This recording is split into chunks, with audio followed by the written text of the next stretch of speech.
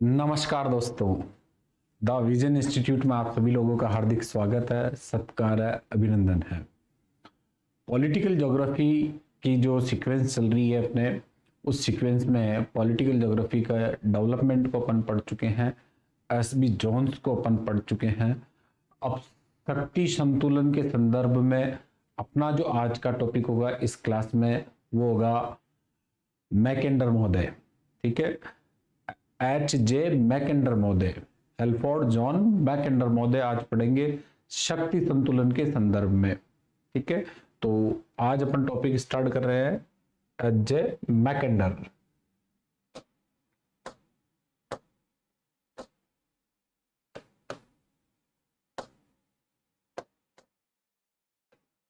हेल्फोर्ड John मैकेंडर।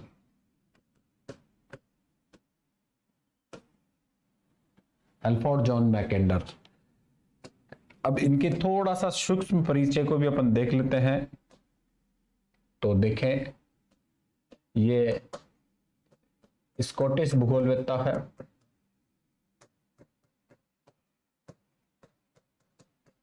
Scotland के Scottish भूगोलवेत्ता है। इनका जो योगदान है वो योगदान राजनीतिक भूगोल में रहा है, पॉलिटिकल ज्योग्राफी में। राजनीतिक भूगोल में इनका महत्वपूर्ण योगदान रहा है। स्कॉटिश भूगोलवेत्ता है, यानी ब्रिटिश भूगोलवेत्ता भी कह सकते हैं अपन। ब्रिटिश भूगोलवेत्ता भी कह सकते हैं, स्कॉटिश भूगोलवेत्ता, और योगदान पॉलिटिकल ज्योग्राफी में महत्वपूर्ण योगदान है। अब इनके चित्र के संदर्भ में देखें अपन, तो ये इनका फोटो है, अल्फ्रेड जॉन मैकेंडर, H.J. मैकेंडर। इनकी पर्सनालिटी के बारे में देखें अपन, व्यक्तित्व के बारे में, तो ये British parliament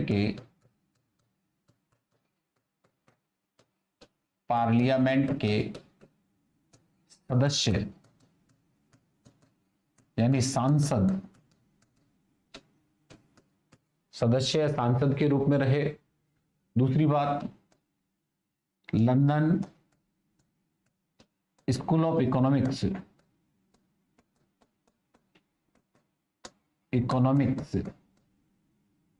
London school of economics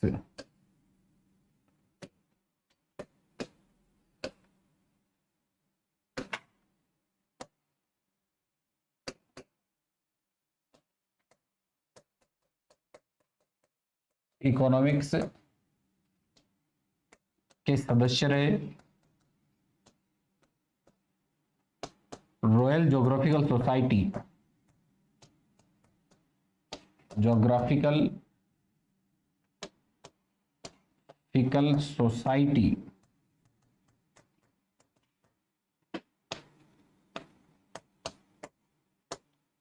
के उपाध्यक्ष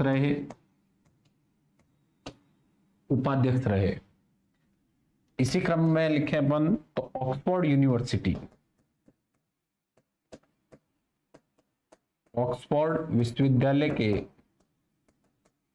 विश्वविद्यालय में भूगोल विभाग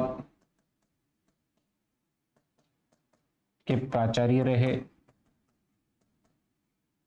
और जब 1904 में इन्होंने अपनी थ्योरी दी थी पाइवेट फील्ड की, तो आधा दूरी क्षेत्र की संकल्पना दी थी, तब ये ऑक्सफोर्ड विश्वविद्यालय में भूगोल विभाग के प्रोफेसर थे, प्राचार्य थे। ब्रिटिश पार्लियामेंट के सदस्य थे, लंदन स्कूल ऑफ इकोनॉमिक्स के सदस्य थे, प्लस रॉयल ज्योग्राफिकल सोसाइटी के उपाध्यक्ष के पद पे भी रह चुके हैं। अतः ध्यान दें, ब्रिटिश पॉलिटिक्स में इनका बड़ा महत्वपूर्ण मतलब ओहदा था, योगदान था। ठीक है, अच्छा स्तर था ब्रिटिश पार्लियामेंट में और ब्रिटिश पॉलिटिक्स में। तो अतः जियो पॉलिटिक्स के संदर्भ में इन्हें ब्रिटेन के संदर्भ में बड़ा महत्वपूर्ण भूगोलवेत्ता माना जाता है। साथ के साथ ब्रिटेन में भूगोल का प्रणेता इन्हें माना जाता है। भूगोल का अग्रज या प्रणेता इन्हें माना जाता है भूगोल में। ब्रिटिश भूगोल में इनका कंट्रीब्यूट बहुत ज्यादा महत्वपूर्ण है। तो देखें, H.J. मैकेंडर, एल्फ्रेड जॉन मैकेंडर, ऑक्सफोर्ड विश्वविद्यालय यानी लंदन में है, में भूगोल विभाग के प्राचार्य, ब्रिटिश पार्लियामेंट के सदस्य, लंदन स्कूल ऑफ इकोनॉमिक्स के सदस्य, प्लस रॉयल ज्योग्राफिकल सोसाइटी के उपाध्यक्ष, और लंदन स्कूल ऑफ इकोनॉमिक्स में ध्यान दें जो ज्योग्राफी डिपार्टमेंट है वहां के भी ये ध्यान दें प्रमुख रहे हुए हैं। और जब इन्होंने 1904 में अपनी थ्योरी दी थी, संकल्पना दी थी, ठीक है, तो ऑक्सफोर्ड विश्वविद्यालय में भूगोल विभाग के ये प्राचार्य थे, H.J. मैकेंडर। पॉलिटिकल ज्योग्राफी में इनका कंट्रीब्यूट बड़ा महत्वपूर्ण है। इसी क्रम में आगे चलते हैं अपन। ये लंदन स्कूल ऑफ इकोनॉमिक्स, ठीक है, इसमें ज्योग्राफी डिपार्टमेंट के सदस्य रहे हुए हैं, ज्योग्राफी डिपार्टमेंट के।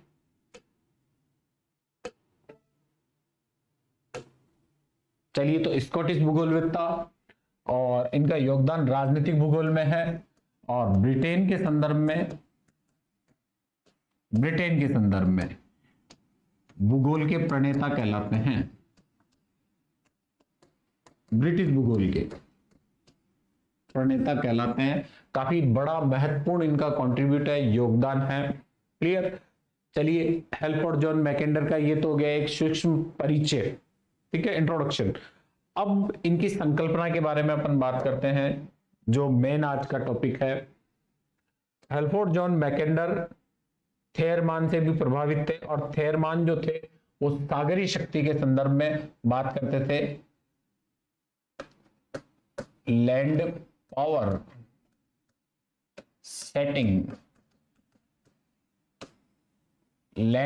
सेटिंग यानी स्थल शक्ति विन्यास।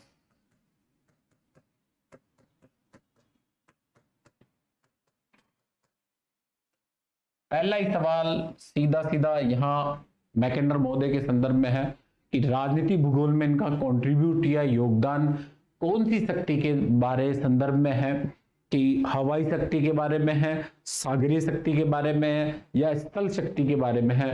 तो ध्यान दें, स्थल शक्ति विन्यास, इनकी पूरी थ्योरी को क्या कहा जाता है? लैंड पावर सेटिंग, स्थल शक्ति विन्यास, ठीक है। इस संदर्भ में, स्थल शक्ति विन्यास के संदर्भ में इन्होंने 3 अलग अलग समय में थ्योरी दी थी, 3 अलग अलग समय में। पहली थ्योरी कहलाती इनकी, वो कहलाती है पाइवेट एरिया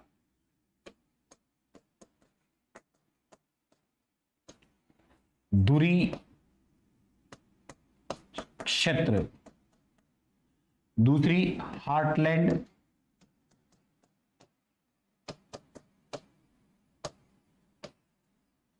हृदय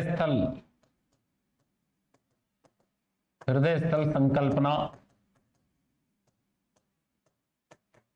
और तीसरी थ्योरी इनकी कहलाती है मिडलैंड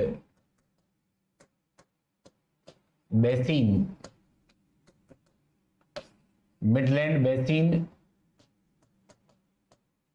मध्य बेसिन संकल्पना। ये 3 थ्योरी दी थी इन्होंने, किसके संदर्भ में? स्थल शक्ति विन्यास के संदर्भ में। पहली पाइवट एरिया धुरी क्षेत्र, दूसरी हार्टलैंड हृदय स्थल संकल्पना, और तीसरी मिडलैंड बेसिन मध्य बेसिन संकल्पना। ये 3 संकल्पनाएं दी।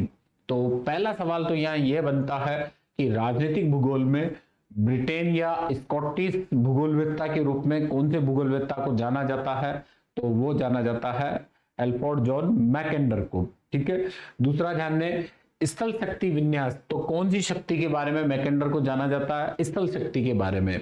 और ध्यान दें, स्थल शक्ति विन्यास के संदर्भ में इनकी संकल्पना को किस किस नाम से जाना जाता है? तो पहली है पाइवट एरिया यानी धुरी क्षेत्र, दूसरी हार्टलैंड हृदय स्थल संकल्पना, और तीसरी मिडलैंड बेसिन मध्य बेसिन संकल्पना। ये 3 संकल्पनाएं दी थी।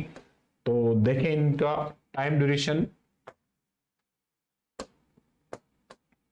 पाइवट एरिया दूरी क्षेत्र संकल्पना ये दी थी इन्होंने 1904 1904 में, यह आपको सन याद रखना है।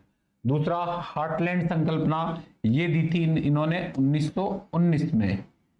और तीसरी, मिडलैंड बेसिन संकल्पना ये दी थी इन्होंने 1943 में। 1943 में 3 ईयर ध्यान में रखने हैं।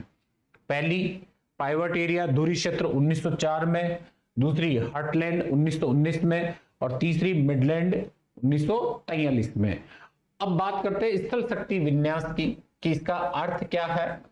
ठीक है, ये तो हो गई इसकी 3 संकल्पनाएं, और तीनों संकल्पनाओं का ईयर याद रखना है कि धुरी क्षेत्र पाइवट एरिया, ठीक है, आधार क्षेत्र संकल्पना 1904, 25 जनवरी 1904, और हार्टलैंड यानी हृदय स्थल संकल्पना 1919 में, और मिडलैंड बेसिन संकल्पना दी थी 1943, 1943 में।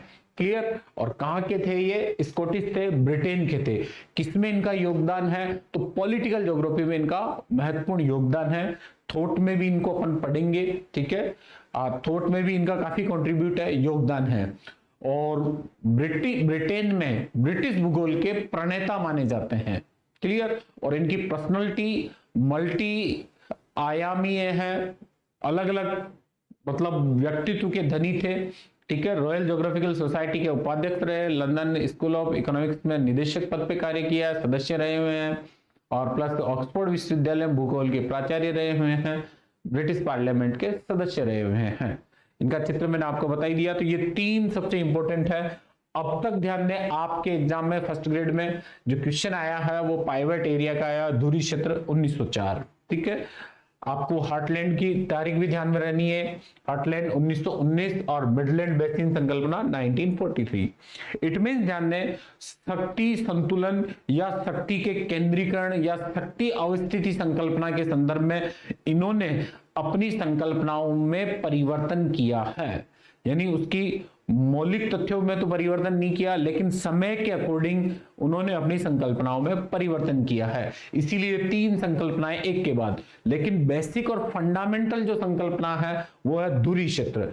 धुरी क्षेत्र की संकल्पना में जो बेस आधारभूत डाटा है, ठीक है, स्ट्रक्चर है, उस स्ट्रक्चर में कोई चेंज नहीं हुआ। थोड़ा बहुत हार्टलैंड में चेंज हुआ और कुछ नई बातें जोड़ी गई। फिर उसके बाद में मिडलैंड बेसिन में यानी एक नया एरिया डेवलप किया गया, लेकिन जो पाइवट एरिया है वो इन तीनों में कॉमन चलेगा। अतः अपन को सबसे ज्यादा इंपॉर्टेंट कौन हो जाती है? Pivot area.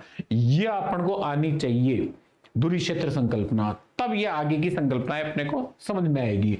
अब अपन देखते हैं स्थल शक्ति विन्यास से क्या तात्पर्य है।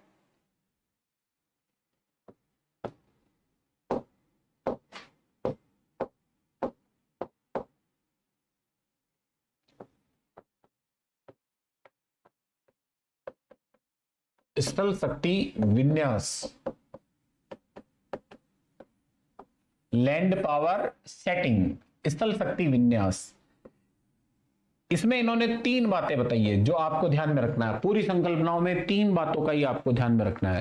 पहली बात ध्यान दें, स्थल शक्ति की पुनरावृत्ति होगी।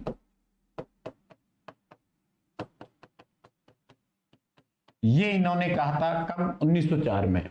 कब? 1904 में। एक क्योंकि इतिहास महत्वपूर्ण है, एक एक डेट और एक एक जो मैं बोल रहा हूं इन बातों को आपको ध्यान में रखना है। स्थल शक्ति विन्यास, ठीक है, 1904 का ही डाटा है ये।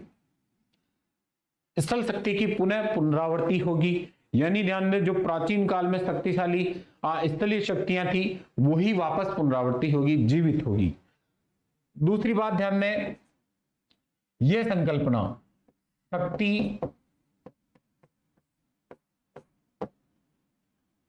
का ध्यान दें केंद्रीय स्थान या अवस्थिति से संबंधित है, लोकेशन से संबंधित है कि शक्ति कहां है। अब इसको इस तरीके से समझना, थोड़ा सा इस तरीके से समझना कि कोविड काल चला अभी, और कोविड काल में सबसे शक्तिशाली देश के रूप में कौन उभरा? चीन उभरा, क्योंकि कोरोना भी वहीं से फैला, और प्लस उसके बाद इंस्ट्रूमेंट्स की सप्लाई भी चाइना से की गई। क्लियर। तो एक शक्तिशाली देश जो पैसिफिक कोस्ट पे है और एशियाई कंट्री है जो आज के इस टाइम ड्यूरेशन में पावर का सबसे बड़ा केंद्र है वो एक चाइना है। ठीक है, चाइना की शक्ति के आगे आप देख सकते हो यूएस भी थोड़ा सा पीछे खिसक गया, बैकफुट में चला गया। ठीक है, तो यहां देखना केंद्रीय स्थान अवस्थिति यानी शक्ति कौन से केंद्रीय स्थान में रहेगी, और वो भी कौन सी, स्थल शक्ति। पहली लाइन में क्या कह रहा है कि स्थल शक्ति की पुनः पुनरावृत्ति होगी, ये समय के संदर्भ में कह रहा हूं, 1904 के संदर्भ में। 1904 में ध्यान दें, 1904 के टाइम में ब्रिटेन बहुत शक्तिशाली था। ब्रिटेन के पास क्या थी, जल शक्ति थी, और खुद मैकेंडर महोदय कहां के थे, ब्रिटेन के थे। अतः उन्होंने जितनी भी संकल्पनाएं दी थी वो ब्रिटेन की सरकार को, ब्रिटेन के राजनेताओं को, ब्रिटेन के विद्वानों को सचेत करने के लिए संकल्पनाएं दी थी कि ध्यान दो, स्थल शक्ति वापस डेवलप हो रही है और जल शक्ति, क्योंकि ब्रिटिश बेड़ा सब, जहाजी बेड़ा सबसे ज्यादा ताकतवर था। ठीक है, तो यहां एक बात आपको ध्यान में रखनी है कि स्थल शक्ति की पुनः पुनरावृत्ति होगी। शक्ति केंद्रीय स्थान या अवस्थिति, पूरी संकल्पनाओं में शक्ति का केंद्रीय स्थान या अवस्थिति कहां होगी इसका निर्धारण, और शक्ति का केंद्रीय स्थान या अवस्थिति क्या होगी, कहां या क्या, कौन से स्थान के संदर्भ में होगी, स्थान का ध्यान रखना है क्योंकि ज्योग्राफी चल रही है, लोकेशन थ्योरी है ये भी। ठीक है, जैसे अपन क्रिस्टालर को पढ़ते हैं, वेबर को पढ़ते हैं, अगस्त लोस को पढ़ते हैं। ठीक है, उन्होंने भी ध्यान दें स्थान के संदर्भ में दी थी, लोकेशन के संदर्भ में। तो इन महोदय ने भी जो थ्योरी दी है कि जो स्थल शक्ति है उसका केंद्रीकरण कहां होगा, इन तीनों संकल्पनाओं में इसी की बात की गई। तो पहली बात ध्यान दें कि स्थल शक्ति की पुनः पुनरावृत्ति होगी। दूसरी बात, शक्ति का केंद्रीय स्थान या अवस्थिति कहां होगी, इसका निर्धारण इन संकल्पनाओं के माध्यम से किया। ठीक है, स्थल शक्ति विन्यास के संदर्भ में। तीसरी बात, इन्होंने अपनी संकल्पनाओं में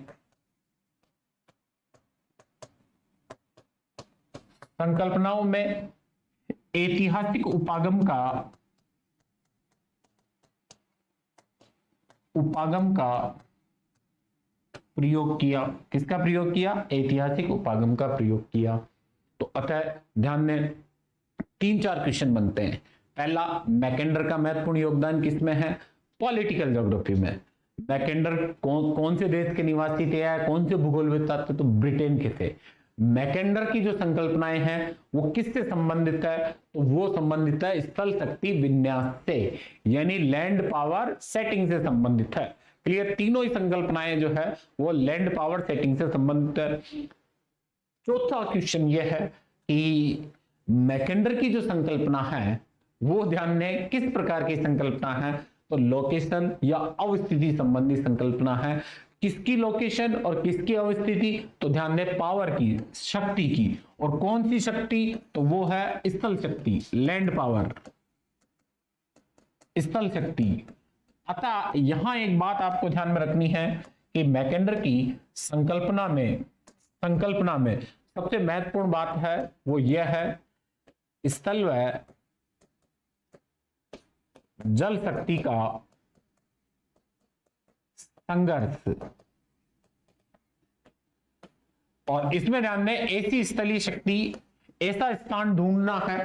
पूरी संकल्पना की एक ही थीम में एक ही थ्योरी है कि एक ऐसा स्थान हो जहां जल शक्ति नहीं पहुंच पाए।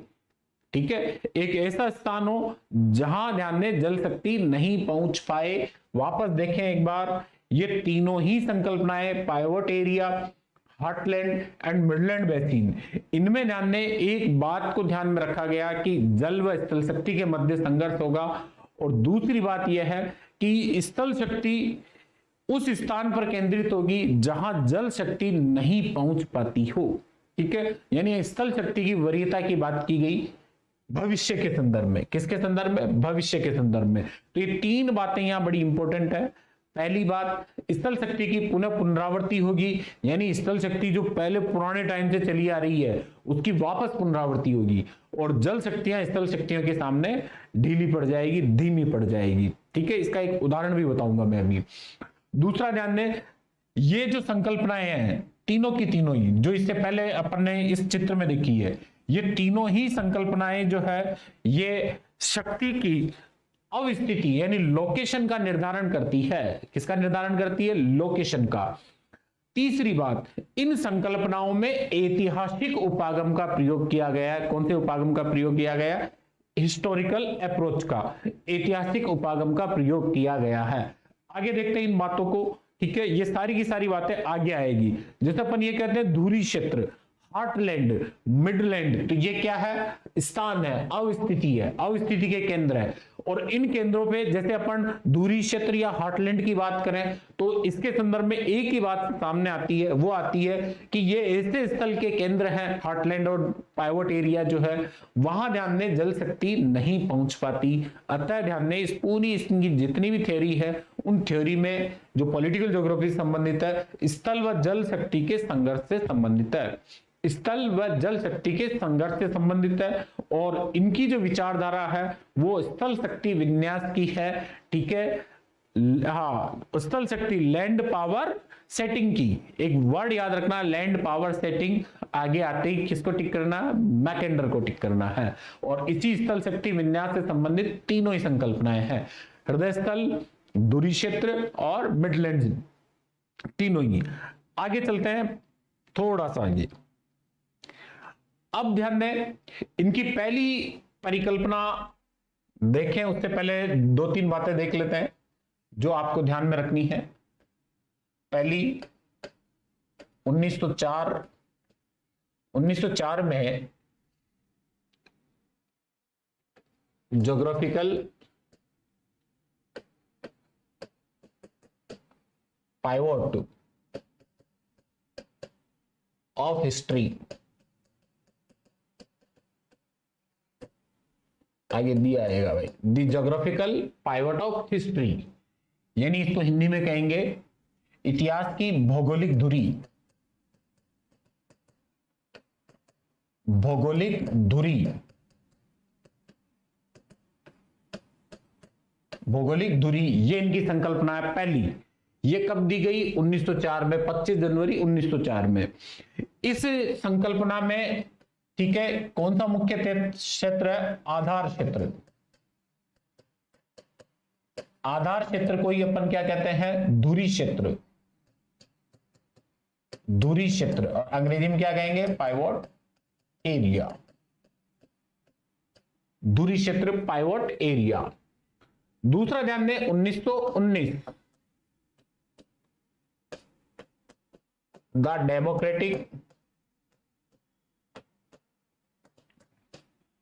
Democratic idea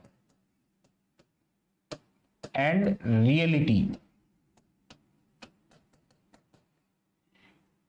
the democratic idea and reality, ये ध्यान दें इनकी पुस्तक है। ये बात आपको ध्यान में रखनी है। क्या है? ये इनकी पुस्तक। और ये क्या है? पेपर, शोध पत्र। ये तो क्या था? पेपर था। और ये क्या है? पुस्तक। और इसी पुस्तक में इन्होंने हार्टलैंड थ्योरी दी थी। हार्टलैंड थ्योरी दी थी, हृदय स्थल, हृदय स्थल संकल्पना दी थी, हार्टलैंड थ्योरी। क्लियर? हृदय स्थल संकल्पना, heartland theory. Then 1943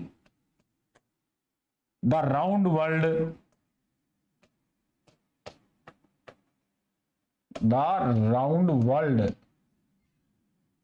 winning of peace. The round world winning of peace, ठीक है। द राउंड वर्ल्ड, आगे देखेंगे। इसी में इन्होंने मिडलैंड बेसिन की संकल्पना दी थी।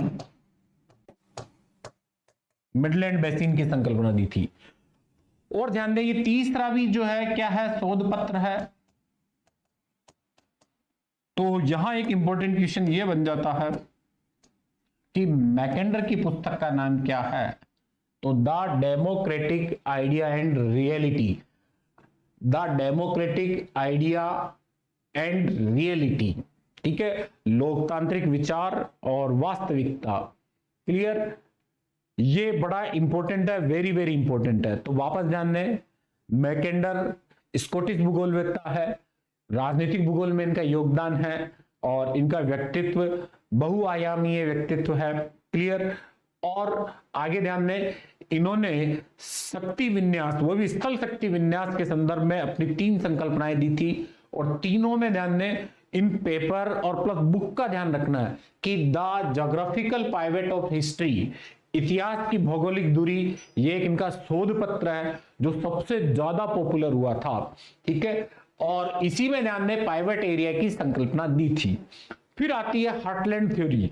हार्टलैंड थ्योरी जो है वो 1919 में दी गई थी। कब दी गई थी? 1919 में।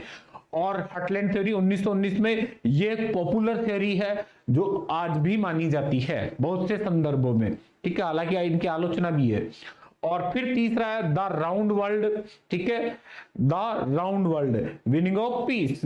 तो ये एक शोध पत्र है जो 1943 में दिया गया। कब दिया गया? 1943 में। अब आपको इसको पढ़ने से पहले ये ध्यान में होना चाहिए कि इसने अप्रोच कौन सी काम में ली। तो इसने अप्रोच काम में ली थी, मैकेंडर महोदय ने वो ली थी ऐतिहासिक उपागम का प्रयोग किया था। यानी हिस्ट्री में घुस के और अपनी संकल्पनाएं दी थी। इतिहास में घुस के इतिहास के दृष्टांतों का ध्यान में प्रामाणिक रूप से प्रयोग किया गया और देन उसके बाद ये संकल्पनाएं दी थी। तो अभी तो सिर्फ अपन इंट्रोडक्शन की बात कर रहे हैं, सिर्फ परिचय की बात कर रहे हैं। क्लियर? अब आपको इतिहास में एंटर करना है। दो बातें हैं इनको सीखने के लिए, मैकेंडर महोदय को सीखने।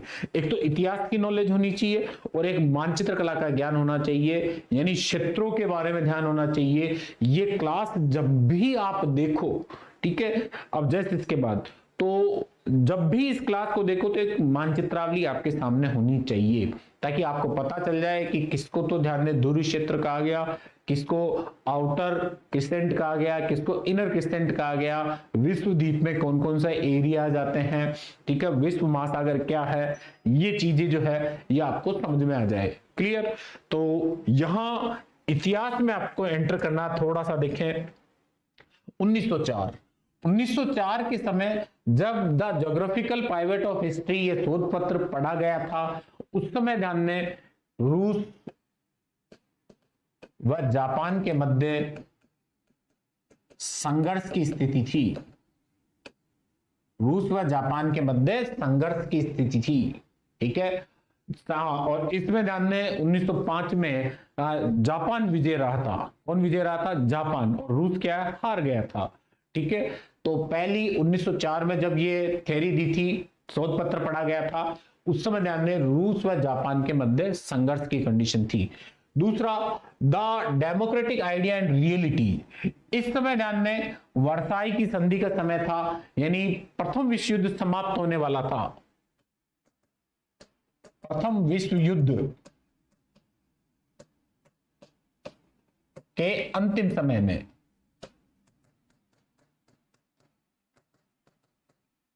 यानी समाप्ति पर। और प्रथम विश्व युद्ध के बाद में संधि कौन सी हुई थी? वर्साई की संधि हुई थी। और आप लोग जानते हो कि जर्मनी के लोग, यानी कार्ल होशोपर जिसे भू राजनीति का जनक तो नहीं कह सकते जनक तो नहीं कह सकते, लेकिन प्रणेता माना जाता है, मुख्य भूगोल विद्वान माना जाता है। मीन केम्प इसकी पुस्तक है। द्वितीय विश्व युद्ध के लिए उत्तरदायी किसको माना जाता है? कार्ल होशोपर को माना जाता है, जो कि हिटलर के नजदीक था। कार्ल होशोपर किससे प्रभावित था? ठीक है, स्पाइकमैन और कार्ल होशोपर। अगर कहीं भी कोई भी क्वेश्चन आता है इस प्रकार का कि स्पाइकमैन और कार्ल होशोपर कौन से भूगोलवेत्ता से प्रभावित थे, तो ध्यान दें वो मैकेंडर से प्रभावित थे। किससे प्रभावित थे? मैकेंडर से। तो यहां ध्यान रखना, कार्ल होशोपर भू राजनीति के संदर्भ में जाना जाता है, जिसके कारण द्वितीय विश्व युद्ध हुआ। कौन सा विश्व युद्ध हुआ? द्वितीय। तो प्रथम विश्व युद्ध के अंतिम समय या समाप्ति पर 1919 में, ठीक है, the democratic idea and reality, इस पुस्तक बोला मैंने, इससे पहले क्या था? थीसिस पेपर था, और ये क्या है? पुस्तक है।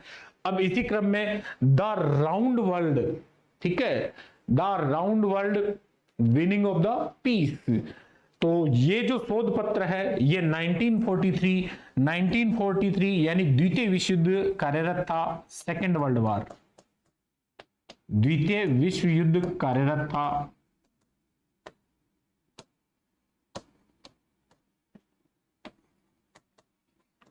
Second world war. तो आप सोच सकते हो कि इन्होंने अपनी जो शक्ति संतुलन, शक्ति के संदर्भ में जो संकल्पनाएं दी है, वो कौन कौन से समय में दी है और इनको जगह जगह इनको परिवर्तन करना पड़ा है। कुछ इनकी भविष्यवाणियां सटीक रही और कुछ ध्यान में गड़बड़ा गई, गलत हो गई। क्लियर? तो ये आपको इन तीनों के समय देखना है कि the geographical pivot of history, इतिहास की भौगोलिक दूरी, रूस व जापान संघर्ष का समय था और कोरिया और मंचूरिया क्षेत्र में जापान की सेनाएं काफी एंटर तक चली गई। ठीक है, मंचूरिया आज की तारीख में कहा है? चीन में, और कोरिया स्वतंत्र प्रायद्वीप है, पीला सागर का क्षेत्र है। और प्रथम विश्व युद्ध के अंतिम समय में the democratic idea and reality यानी हार्टलैंड की संकल्पना दी गई थी।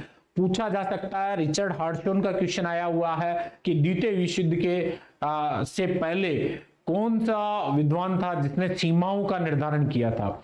ऐसा सवाल आ चुका है, अतः इनको बड़े सावधानी से, सबसे मेन पार्ट है। अब आप देख सकते हो इसमें, यहां ये क्वेश्चन आया अब तक आपके फर्स्ट ग्रेड में, पाइवट एरिया, दूरी क्षेत्र किसकी संकल्पना है? मैकेंडर की है। क्लियर? ये क्वेश्चन आया हुआ है इन बोर्ड में से, जो ये लिस्ट चल रही है इन्हीं में से क्वेश्चन आएगा।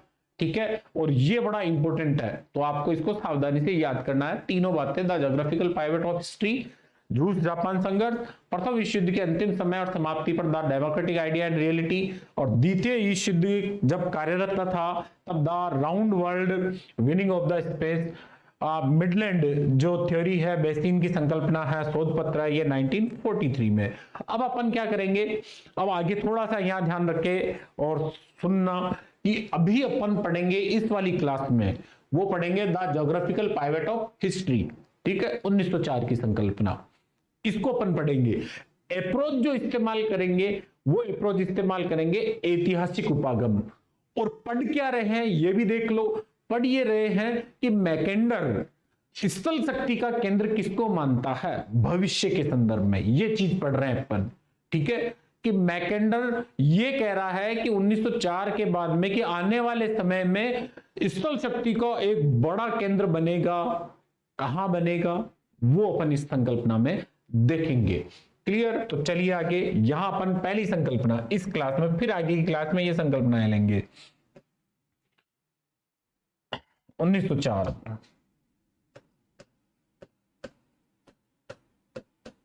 25 जनवरी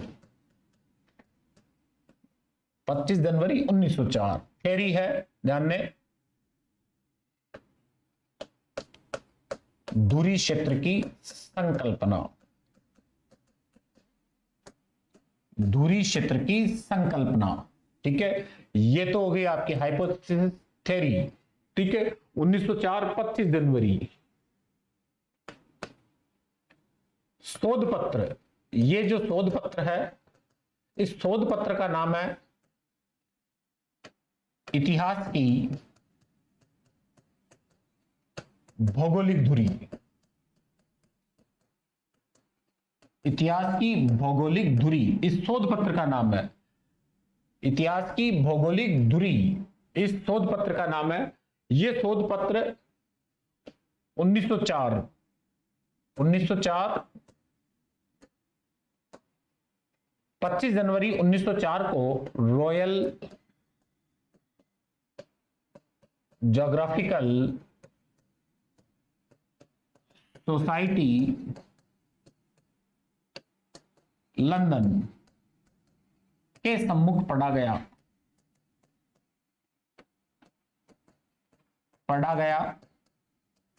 कब? 1904 में। ठीक है, रॉयल ज्योग्राफिकल सोसाइटी लंदन के सम्मुख पढ़ा गया। जब इस शोध पत्र को पढ़ा गया था उस समय,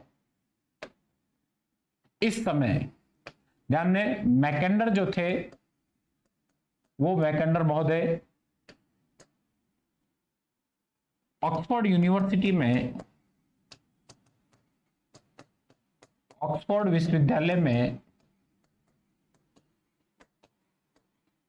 ऑक्सफोर्ड विश्वविद्यालय में भूगोल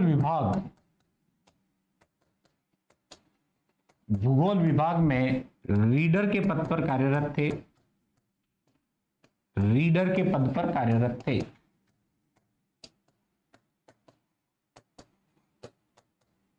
रीडर के पद पर कार्यरत थे जब यह शोध पत्र पढ़ा गया। अब देखिए इस शोध पत्र का उद्देश्य क्या था, तो देखें इस शोध पत्र का यह उद्देश्य था, 1904 का टाइम था। तो मैकेंडर महोदय ये कह रहे थे कि भविष्य में जल शक्ति अधिक प्रभावी नहीं रहेगी,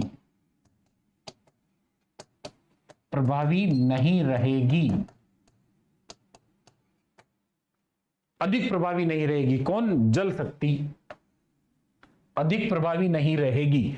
ये तो किन्होंने कहा? मैकेंडर ने। अब इनका रिएक्शन वर्ल्ड लेवल पे क्या आया इस शोध पत्र के बाद?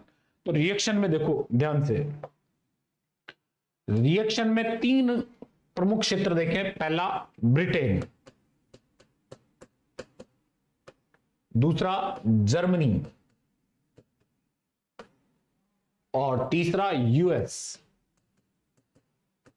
यूएस में ध्यान दें, जल शक्ति की संकल्पना, यूएस में जल शक्ति की संकल्पना थेयर महान ने, टी महान, पहले से ही दे रखी थी। अतः यूएसए की नेवी जो है, नेविगेशन, वो अधिक एक्टिवेट हो गया इस संकल्पना के बाद, अधिक प्रभावी कार्यरत हो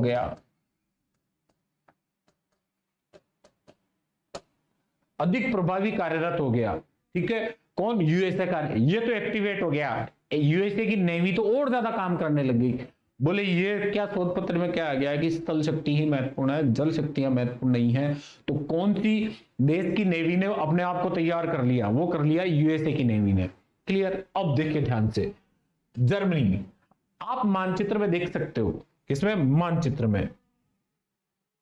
ये मानचित्र में चलते हैं अपन।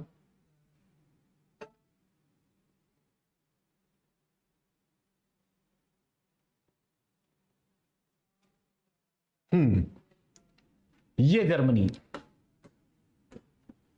ये है जर्मनी,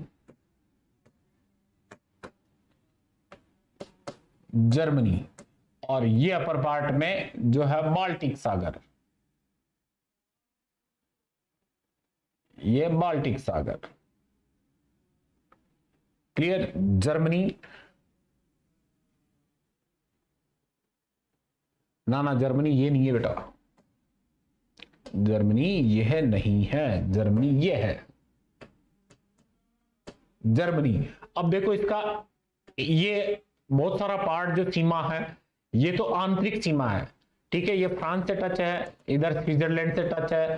तो ध्यान दें, जर्मनी का अधिकांश पार्ट कोस्टल एरिया भी है हालांकि, और ध्यान दें कोस्टल एरिया भी है, ये बाल्टिक सागर है, ठीक है। बाल्टिक सागर, इधर श्वेत सागर आ जाएगा, तो बाल्टिक सागर ये उत्तरी सागर, ये ब्रिटेन, ये कौन सा? ब्रिटेन। और इधर आ गया ये फ्रांस, ये फ्रांस। तो जर्मनी, ब्रिटेन और फ्रांस। जर्मनी की अधिकांश सीमा क्या है? स्थलीय सीमा है। जर्मनी की अधिकांश सीमा क्या है? स्थलीय सीमा है। और आपको पता है कि 1904-5 इस समय ध्यान दें, जर्मनी तीव्र गति से प्रगति कर रहा था, डेवलपमेंट तीव्र गति से हो रहा था जर्मनी का, ठीक है। तो जर्मनी तीव्र उद्योग धंधे विकसित हो रहे थे और तीव्र गति से विकास कर रहा था। कौन? जर्मनी। तो थेरमान को, इसको मैकेंडर को यह डर था कि भविष्य के संदर्भ में जर्मनी को रोकना बड़ा मुश्किल हो जाएगा, क्योंकि जर्मनी और रूस की संधि हो गई। किसकी? जर्मनी और रूस। ये कौन सा देश है? रूस।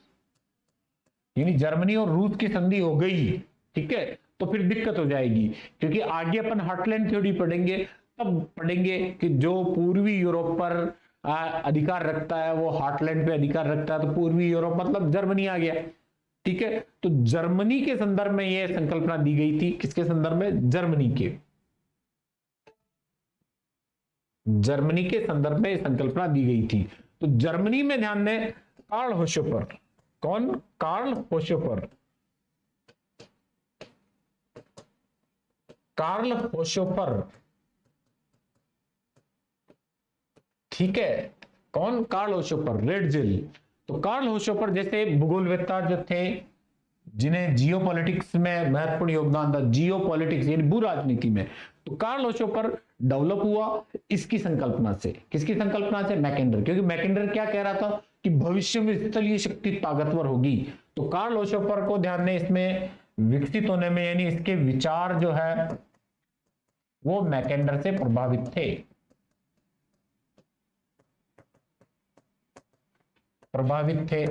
अतः देखिए जर्मनी में तो प्लस वृद्धि हुई और यूएस में भी प्लस वृद्धि हुई, लेकिन मैकेंडर ने ये जो संकल्पनाएं दी, ये किसके लिए दी थी? ब्रिटेन के लिए दी थी।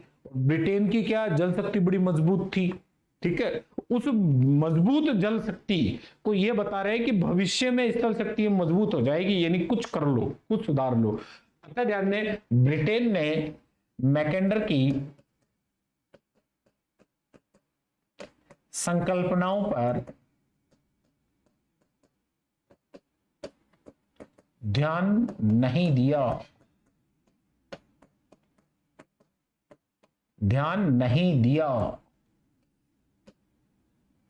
ब्रिटेन ने मैकेंडर की संकल्पनाओं पर ध्यान नहीं दिया।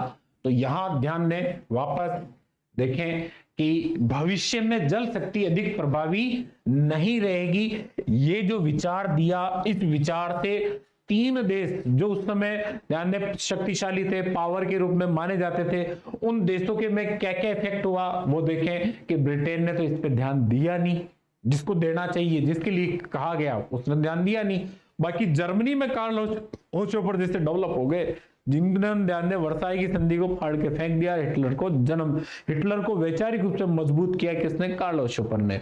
और ध्यान दें यूएसए की जल शक्ति ने उसी के बाद अपना डेवलपमेंट बहुत तीव्र गति से करना प्रारंभ कर दिया कि भविष्य में कौन स्थल शक्ति विकसित हो जाएगी। तो ये 3 महत्वपूर्ण इफेक्ट साथ के साथ चले 1904 के जस्ट बाद।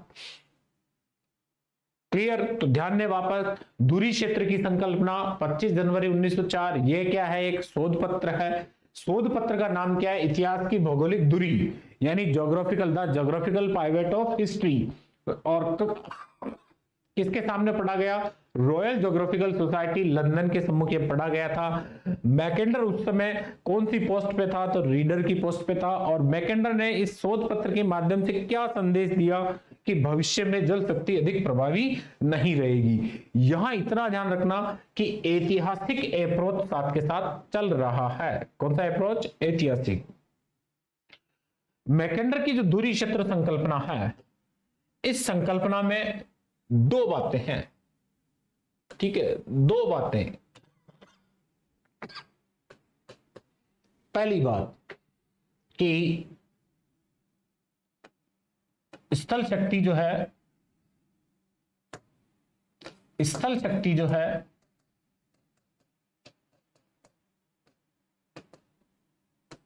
की स्थिति का,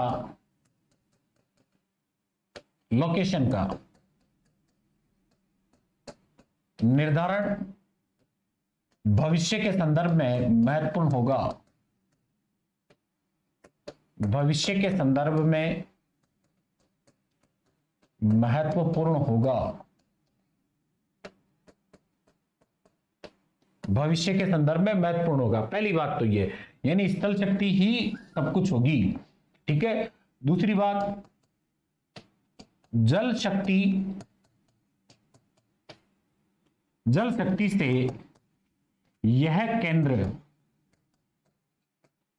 लोकेशन का, ठीक है, अवस्थिति का केंद्र। कौन सी अवस्थिति का? स्थल शक्ति की अवस्थिति का केंद्र। अवस्थिति का केंद्र जो है वह अभेद्य रहेगा, अपराजित रहेगा, यानी जल शक्ति वहां तक नहीं पहुंच पाएगी। ये इसने बात बताने की कोशिश की। और ध्यान दें इसके लिए जो सहारा लिया, प्रमाण लिए या उपागम का प्रयोग किया, वह किया ऐतिहासिक, और दूसरा प्रादेशिक। ये वेरी वेरी इंपॉर्टेंट है, वेरी वेरी इंपॉर्टेंट है। कौन कौन से उपागम इसमें काम में लिए? ऐतिहासिक और प्रादेशिक उपागम का प्रयोग किया, ठीक है। तो ध्यान दें दूरी क्षेत्र संकल्पना में 2 मुख्य बातें हैं। क्लियर। तो पहली बात तो है कि प्रमाण या उपागम जो लिए वो ऐतिहासिक लिए हैं, और प्रादेशिक यानी जो संकल्पना दी है वो प्रादेशिक उपागम के आधार पर दी है, और जिसमें संकल्पना को प्रमाणित करने के लिए ऐतिहासिक उपागमों का प्रयोग किया गया है। और संकल्पना का उद्देश्य या अंतिम बिंदु क्या है कि जल शक्ति स्थल शक्ति के क्षेत्र में, अविस्तृत क्षेत्र में, लोकेटेड एरिया में ध्यान दें नहीं पहुंच पाएगी, और वह स्थान स्थल शक्ति का एक महत्वपूर्ण केंद्र बन जाएगा जो चारों तरफ जल शक्तियों को चुनौती देगा, जो चारों तरफ जल शक्तियों को चुनौती देगा। ठीक है, ये दो मुख्य बातें थी। क्लियर। अब आगे चलते हैं ऐतिहासिक उपागम के बारे में, तो थोड़ा सा आगे डिस्कशन करते हैं। आप मानचित्र में देखें पहले कि वो क्या कहता है। ये अफ्रीका महाद्वीप, अफ्रीका, और ये अकाबा की खाड़ी और अरब प्रायद्वीप, और ये सिनाई प्रायद्वीप, तो इधर ये आ गया अफ्रीका महाद्वीप, अफ्रीका महाद्वीप। अपर पार्ट में चलते हैं यहां से, तो ये इजराइल, और ये यूनान, और ये ब्लैक सी यूग्जियन सागर, और ये यूनान का, ये एशिया माइनर, एशिया माइनर यानी टर्की, और ये क्षेत्र अरब, सऊदी अरब, और ये भूमध्य सागर, ये इटली, इटली, और ये एरिया कौन सा है, भूमध्य सागर। मानचित्र को साथ में रखना, ये काला सागर, काला सागर, और यहां क्या आ गया, कैस्पियन सागर, ये कैस्पियन सागर। बीच में माउंटेन रेंज कौन सी है, वो माउंटेन रेंज है काकेसस माउंटेन रेंज, काकेसस पर्वत श्रृंखला। यहां अपर पार्ट में कौन सी पर्वत श्रृंखला, यूराल, यूराल पर्वत श्रृंखला। इधर आ गया यूरोप, ये यूरोप, यूरोप महाद्वीप। मेरे बोर्ड में जगह नहीं है तो मैंने इस हिसाब से बना दिया। ये फारस की खाड़ी, और ये अपना प्यारा सा हिंदुस्तान, और ये इंडो चाइना एरिया, और ये चाइना। ठीक है, ये कोरिया, और ये जापान। यहां मध्य में पामीर की गांठ, नॉट ऑफ पामीर, और यहां पहाड़ियां हैं हिंदुकुश, और यहां ये एल्ब्रुस, और नीचे जैग्रोस। ये पहाड़ियों का क्षेत्र, किसका क्षेत्र, पहाड़ियों का। ये पहाड़ियों का क्षेत्र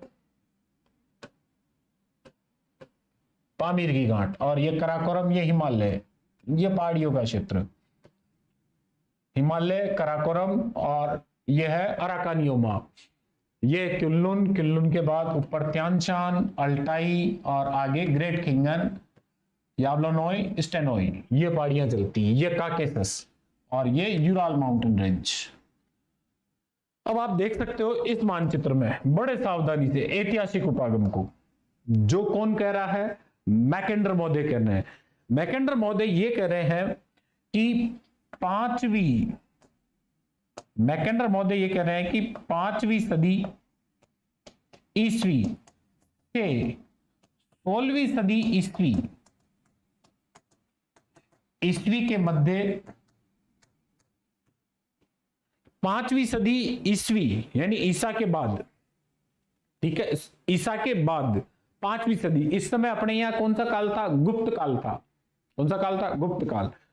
उस सदी से लेकर 16वीं सदी ईस्वी के मध्य एशिया के जो ग्रासलैंड एरिया है, इस ग्रासलैंड क्षेत्र से यूरोप में लगातार आक्रमण हुए हैं। इस ग्रासलैंड एरिया को क्या कहा जाता है, स्टेपीज। ये एरिया क्या है,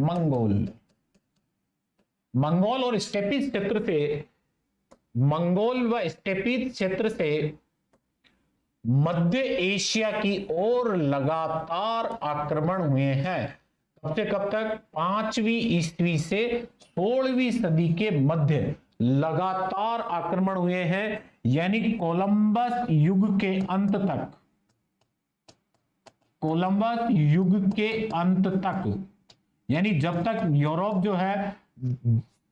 जो है जल शक्ति नहीं बना ताकतवर, तब तक मध्य एशिया से यूरोप की ओर लगातार एक के बाद एक अटैक हुए हैं। ये अटैक किनके थे? तो ये अटैक थे उन लोगों के, ठीक है, कज्जाक लोगों के,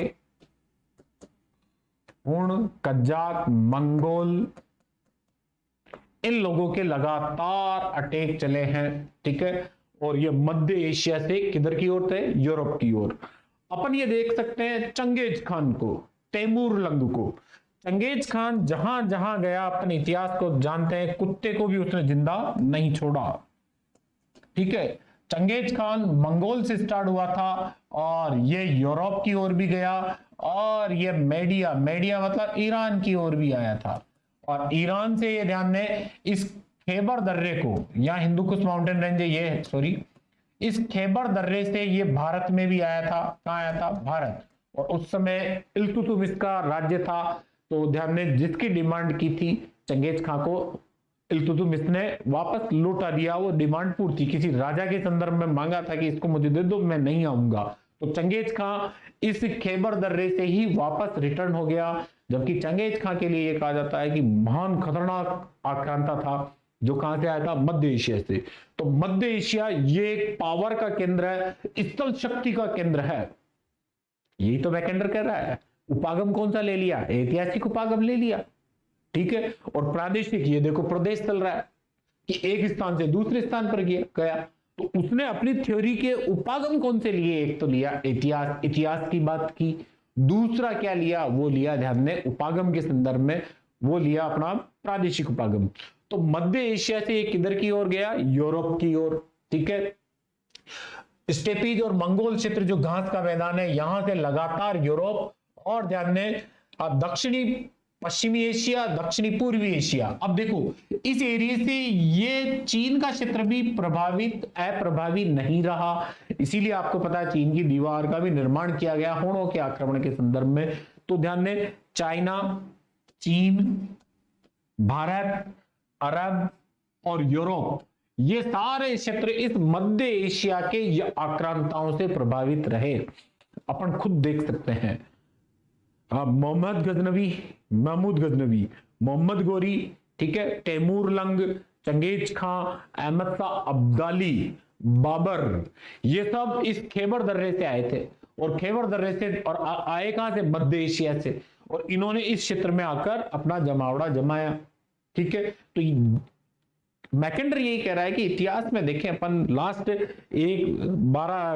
लगभग 1100-1200 सालों का इतिहास देखते हैं और वर्तमान तक का भी देखते हैं, तो लगातार अपन ये देखते हैं कि मध्य एशिया से आक्रांता या बर्बर जातियां जो है वो इस मध्य एशिया के चारों ओर के भाग में अटैक करती रही, लेकिन इधर से किसी ने भी अटैक उधर नहीं किया, ठीक है।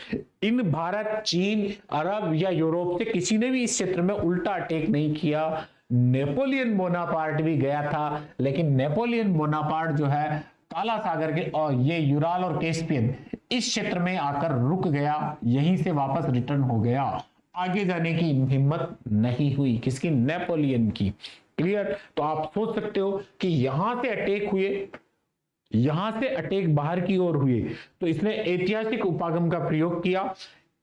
मैकेंडर महोदय कहते हैं, मैकेंडर महोदय कि 5वीं सदी ईस्वी से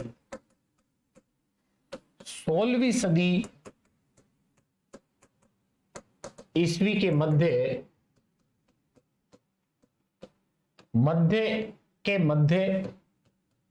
एशिया से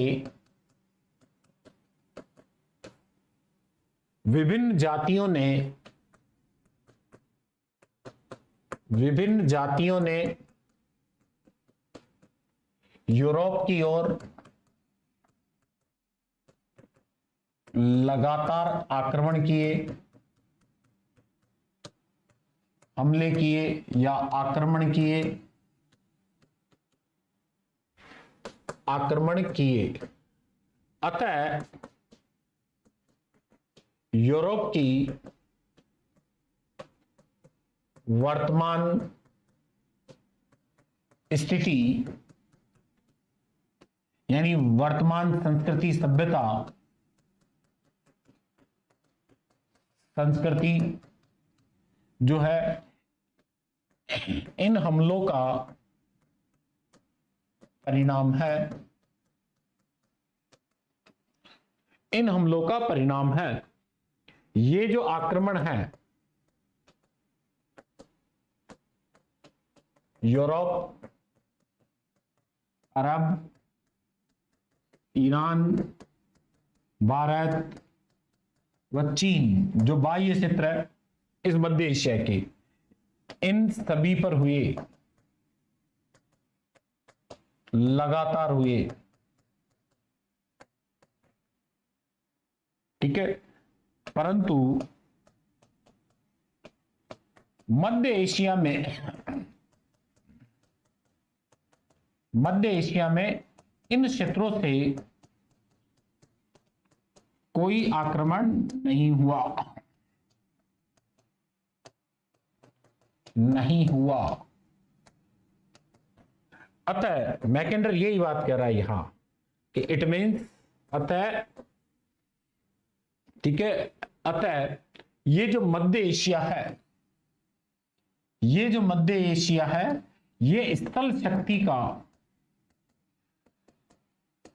शक्ति का केंद्र या दुर्ग या आधार क्षेत्र या हृदय क्षेत्र होगा। बस ये संकल्पना आपकी कंप्लीट कि ये मध्यवर्ती जो क्षेत्र है जहां से बाहर की ओर अटैक हुए हैं, लेकिन बाहर से इन पे कोई अटैक नहीं हुआ। एक अटैक नेपोलियन ने करने की कोशिश की, वो भी ध्यान दे मुआने पर जाकर रुक गया, वापस रिटर्न हो गया। तो ये बर्बर जातियां जो थी, इन्होंने तो बाहर की ओर जब चाहे जब लूटा, अटैक किए, लेकिन ये ऐसा क्षेत्र है जहां ध्यान दें यायावर लोग थे और बाहर की ओर अटैक करते थे, लेकिन बाह्य भाग से, ठीक है, जिसे इसने इनर, ठीक है, आंतरिक जो मेखला के रूप में माना है, उस क्षेत्र पर अटैक हुए, लेकिन उस मेखला से अंदर की ओर यानी दूरी क्षेत्र में कोई अटैक नहीं हुए। यानी भविष्य के संदर्भ में स्थल शक्ति का जो केंद्र होगा वो साइबेरियन रूस व मध्य एशिया का क्षेत्र होगा। ठीक है, साइबेरियन रूस और मध्य एशिया का। तो यहां सबसे इंपॉर्टेंट बात है, मैंने सिर्फ एक ही बात आपको सिखाई है, वो ये है कि मैकेंडर ने अपनी जो संकल्पना धुरी क्षेत्रों या हृदय स्थल संकल्पना हो या ध्यान में मिडल एंड बेसिन संकल्पना हो, इन संकल्पनाओं में उपागम कौन सा काम में लिया, तो ऐतिहासिक उपागम काम में लिया और प्रादेशिक उपागम का प्रयोग किया। ऐतिहासिक व प्रादेशिक उपागम का प्रयोग किया, यह आप देख सकते हो पूरा का पूरा। ठीक है, कालांतर में ध्यान दो, कालांतर में इसी एरिया को जो यूराल है, ठीक है, यूराल है, यूराल, केशविन सागर और इधर ये एल्ब्रुस और हिंदुकुश, पानीर की गांठ और ये तिब्बत का पठार, इस क्षेत्र के ऊपर वाले ये पूरा का पूरा जो पार्ट है, इसी पार्ट को मैकेंडर ने, किसने, मैकेंडर ने इस पूरे क्षेत्र को धुरी क्षेत्र कहा, पाइवट एरिया। इसी क्षेत्र को क्या कहा, धुरी क्षेत्र कहा। और ये ध्यान दें स्थल शक्ति का केंद्र है। किसका केंद्र है, स्थल शक्ति का। तो चले वापस देखें एक बार, मैकेंडर ने इस तथ्य को प्रमाणित करने के लिए कि जहां जल शक्ति नहीं पहुंच पाएगी और स्थल शक्ति का एक केंद्र होगा, तो केंद्र मध्य एशिया, इसको प्रमाणित करने के लिए ऐतिहासिक और प्रादेशिक अप्रोचेज का प्रयोग किया, उपागमों का प्रयोग किया।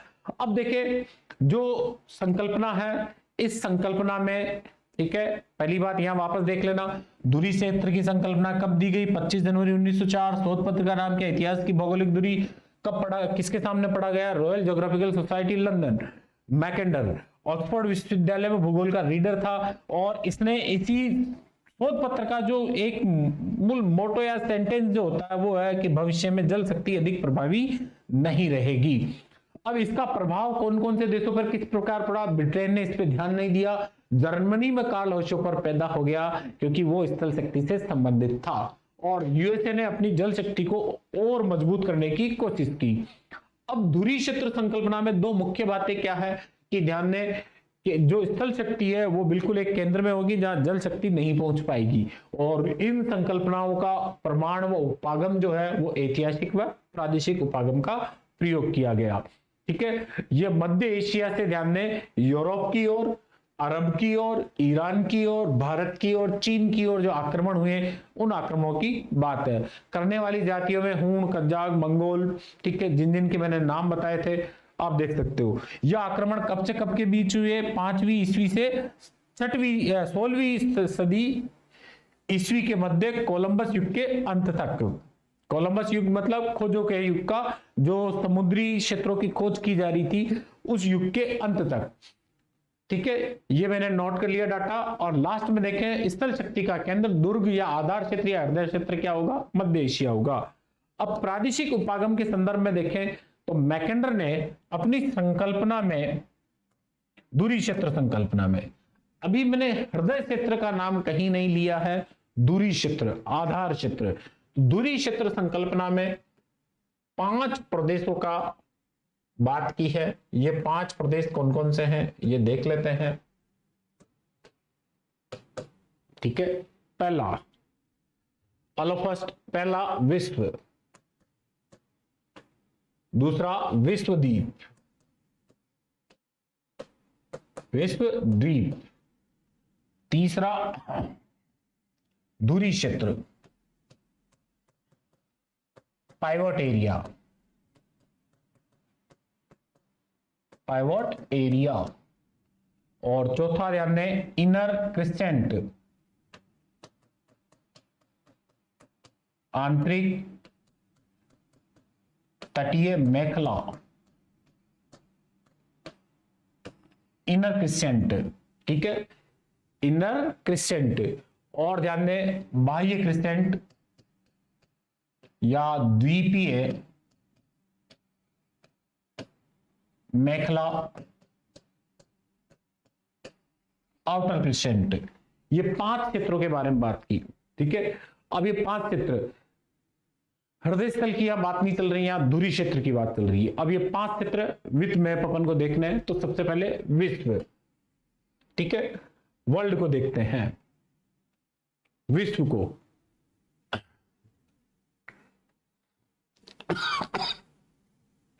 ये अफ्रीका महाद्वीप और ये एशिया महाद्वीप, और ये चाइना, और देन ये जापान, ये ऑस्ट्रेलिया। एटलस लेके बैठो, मैंने पहले ही कहा था कि एटलस से पढ़ोगे तो इजी गोइंग रहेगा। और ये यूरोप,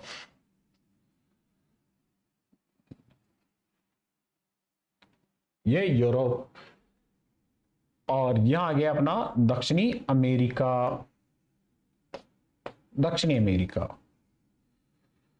और ये उत्तरी अमेरिका, दक्षिणी अमेरिका और उत्तरी अमेरिका, और ये अंटार्कटिका। ये वर्ल्ड का मैप। अब विश्व मानचित्र में देखें तो विश्व के बारे में इसने ये बताया कि विश्व में यदि 12/12 भाग हैं, यानी विश्व के 12 भाग हैं, तो उन 12 भागों में से 9 भाग जो है वो जल के हैं। किसके हैं? जल, यानी महासागरों के हैं, महासागरों के हैं। और इन 9 भाग वाले महासागर को क्या कहा गया? विश्व महासागर। विश्व महासागर यानी पृथ्वी के कुल क्षेत्रफल का 9/12 भाग जो है वो विश्व महासागर का है। विश्व महासागर का कितना भाग? 9/12। ठीक है, पृथ्वी के टोटल क्षेत्रफल को 12 भागों में बांट दें तो 12 में से 9 भाग तो किसके हो गए? जल के, महासागर के। और इस 9 भाग वाले महासागर, जलीय भाग को क्या कहा गया? विश्व महासागर। अब बचे कितने? 3 भाग। 3/12, 9/12, 12/12 तो 9/12 तो क्या हो गया? विश्व महासागर। 3/12 जो पार्ट है ये स्थल भाग है, स्थल भाग है। और इस स्थल भाग का 3/12 का 3/12 का, ठीक है, इस स्थल भाग का 2/3, इसका 2/3, या फिर 3/12 में से 2/12 जो भाग है वो विश्वद्वीप पे है। किसमें है? विश्वद्वीप में है। क्लियर? तो वापस ध्यान से सुने, पूरे वर्ल्ड को इसने 12 पार्टों में बांटा। 12 पार्टों में से 9 भाग तो जल के हो गए, 2 भाग जो है वो विश्वद्वीप के हो गए, और 1 भाग में उत्तरी अमेरिका और दक्षिणी अमेरिका आ गया। अब देखिए विश्वद्वीप, ये पूरा का पूरा पार्ट क्या कहलाता है? विश्वद्वीप। इस भाग को कहा जाता है विश्वद्वीप। यानी टोटल जो पार्ट है स्थल, उसका लगभग 66% भाग विश्वद्वीप का भाग है, या फिर इसे कह सकते हैं 2/12वां पार्ट, ये कहलाया विश्वद्वीप। तो यहां सबसे इंपॉर्टेंट सवाल है कि विश्वद्वीप में कौन सा महाद्वीप आता और या फिर नहीं आता। तो कौन सा महाद्वीप आता ये देखे पहले। तो कौन सा महाद्वीप आता है? एक तो आता एशिया, दूसरा कौन आता है? यूरोप, और तीसरा आता है अफ्रीका। यूरोप, एशिया और अफ्रीका, इन तीनों को मिलाकर क्या कहा गया? विश्व महाद्वीप। तो देखें एक बार, मैं रिटर्न कर देता हूं ताकि आप लोगों को समझ में आ जाए। ये थोड़ी थोड़ी सी टिपिकल है। हाँ, पहला कौन सा? विश्व और विश्वद्वीप, दोनों को साथ ले लेते हैं अपन।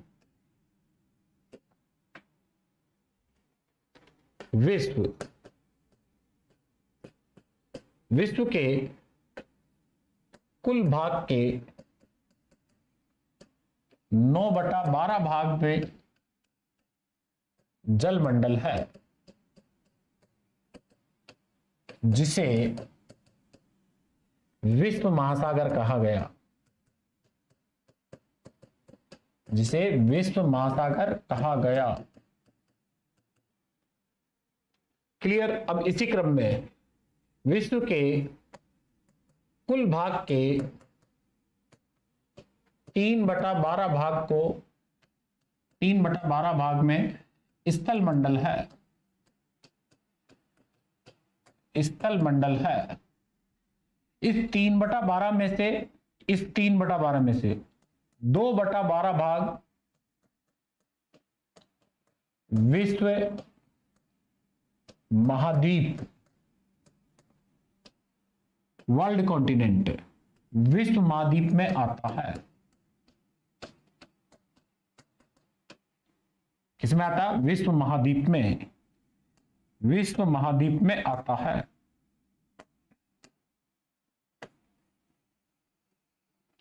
ये इंपॉर्टेंट है। विश्व इस 3/12 का ध्यान में 2/12 भाग, टोटल स्थल का कितना हो गया? 2/3 भाग। टोटल स्थल का कितना हो गया? 2/3 भाग। 3/12 में से 2/12 भाग विश्व महाद्वीप में आता है, और बच कितना गया? 1/12 भाग में दक्षिणी अमेरिका, उत्तरी अमेरिका, ऑस्ट्रेलिया व अन्य द्वीप आते हैं, अन्य द्वीप आते हैं। क्लियर? अन्य द्वीप आते हैं। तो अन्य में कौन है? ये उत्तरी अमेरिका, ये ग्रीनलैंड, यहां मेडागास्कर, ठीक है, ये दक्षिणी अमेरिका, ये अंटार्कटिका, ये ऑस्ट्रेलिया, ये अन्य में आते हैं। अन्य मतलब 1/12 में, अन्य मतलब 1/12 में। ठीक है, तो ये सबसे इंपॉर्टेंट हो जाता है कि ग्लोब के कुल कितने भाग पर मैकेंडर ने विश्व द्वीप को माना है? 2/12 भाग पर। ठीक है, अगर 12वें का पार्ट करें अपन 100 का 12वां भाग, तो 100 का 12वां भाग क्या होता है? 12.5। 12.5 का दुगुना कितना होगा? 25%। कितना होगा? 25%। 12.5 सॉरी सॉरी सॉरी सॉरी, ठीक है, कितना होगा? 8.5। कितना होगा? 8.5। ठीक है, 100 का 12वां भाग कितना होगा? 8.5। 8.5 भी नहीं होगा।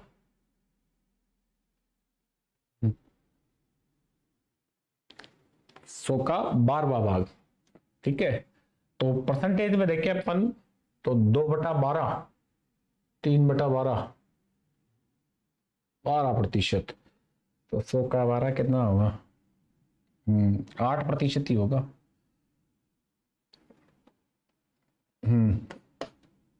8.5%। और 8.5 को दुगुना करेंगे तो ये कितना हो जाएगा? लगभग 17% भाग।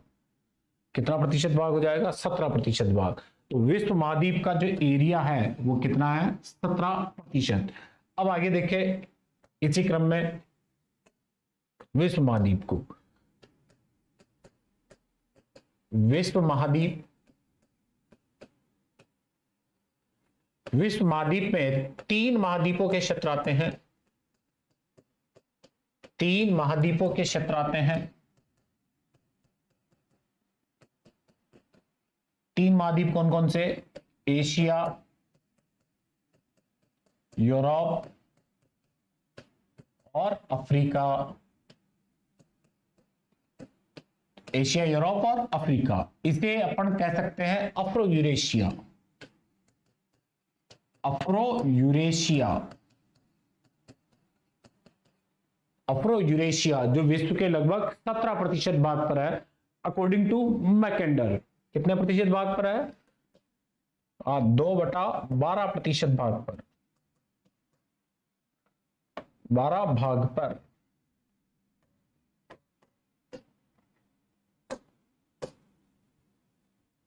दो बटा 12 यानी 17% भाग पर, 17% भाग पर। क्लियर? अब देखिए एशिया के मध्यवर्ती भाग, मध्यवर्ती भाग में दूरी क्षेत्र है।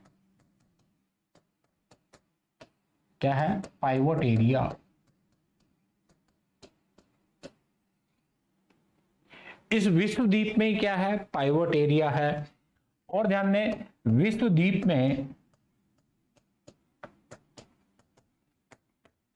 कुल जनसंख्या का, यह भी इंपॉर्टेंट है, कुल जनसंख्या का 14/16% भाग, 14/16 भाग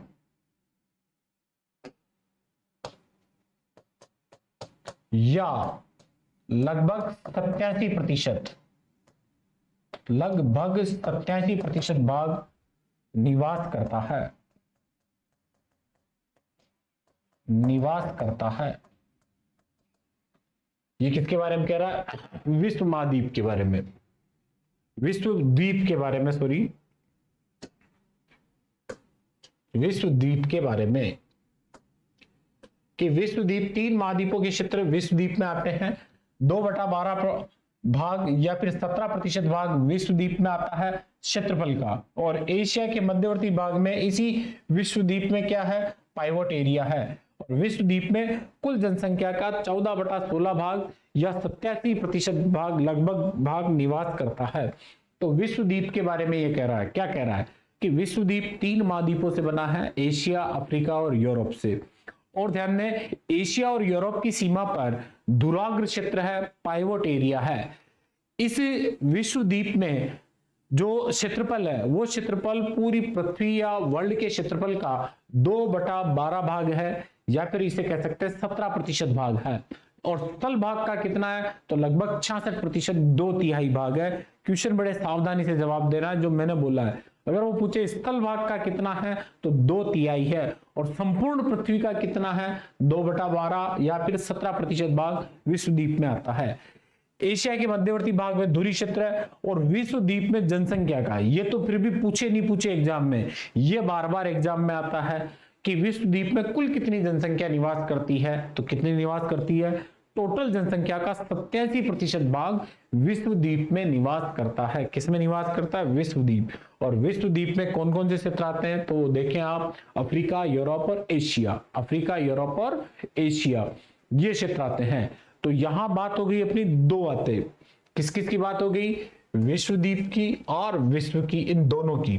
ठीक है, विश्व का 9/12 भाग क्या है? जल, और 3/12 भाग क्या है? स्थल। और उस 3/12 में से 2/12 भाग क्या है? विश्व द्वीप। ये दो बातें हो गई। और विश्व द्वीप की जनसंख्या 14/16। 14/16, ये तो बात हो गई विश्व द्वीप की। अब बात करते हैं धुरी क्षेत्र की, पाइवोट एरिया की। किसकी? पाइवोट एरिया की। तो यहां थोड़ा देखना, अब जो मैं मानचित्र लूंगा वो मैं इतना सा ही लूंगा। ठीक है, यही मानचित्र लूंगा विश्व द्वीप का, और इसी में अपन बात करेंगे सारी आगे के तीनों पार्टों की। क्लियर? चलिए,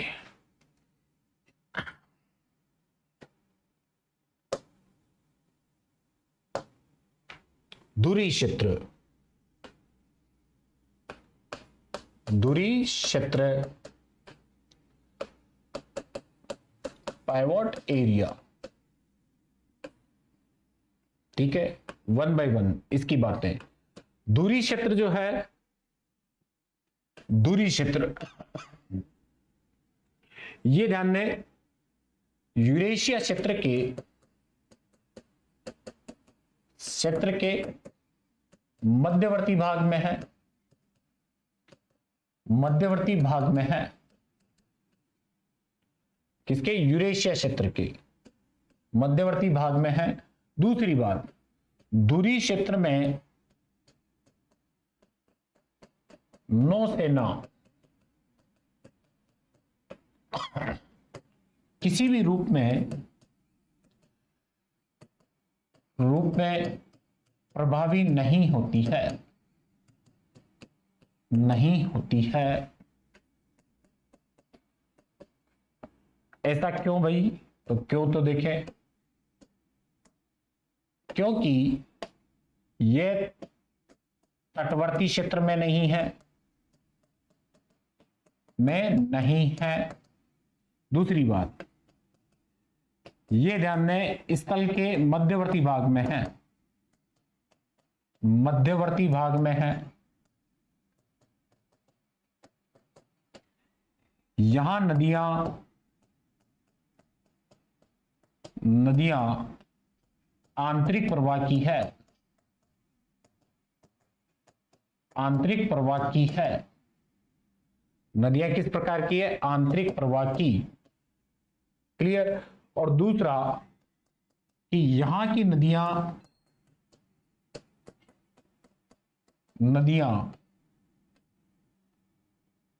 वर्ष के अधिकांश समय बर्फ से आच्छादित हो जाती है।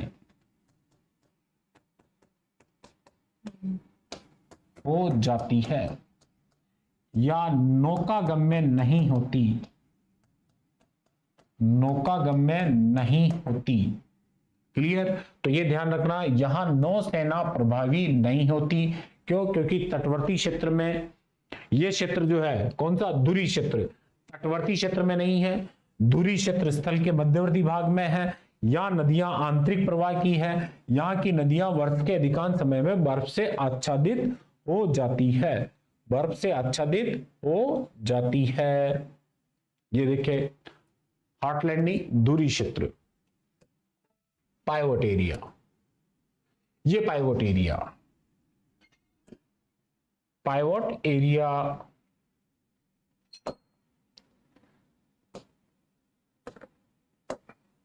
ये पाइवोट एरिया।